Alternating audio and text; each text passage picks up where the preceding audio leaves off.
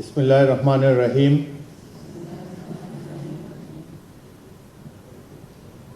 আসসালামু আলাইকুম। আপনাদের সবাইকে আন্তরিক অভিনন্দন ও শুভেচ্ছা। এখন আপনাদেরকে শপথ বাক্য পাঠ করানো হবে। আপনারা অনুগ্রহ করে দাঁড়িয়ে শপথ পাঠ করার জন্য অনুরোধ করছি। আমি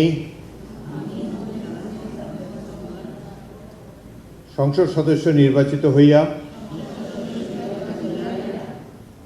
সশ্রদ্ধ চিত্তে শপথ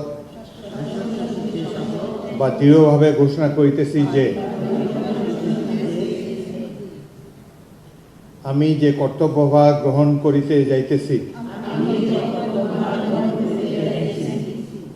তাহা আইন অনুযায়ী ও বিশ্বস্ততার সহিত পালন করিব। আমি বাংলাদেশের প্রতি অকৃত্রিম বিশ্বাস ও আনুগত্য পোষণ করিব এবং সংসদ সদস্য রূপে আমার কর্তব্য পালনকে ব্যক্তিগত স্বার্থের দ্বারা প্রভাবিত হইতে দিব না। ধন্যবাদ।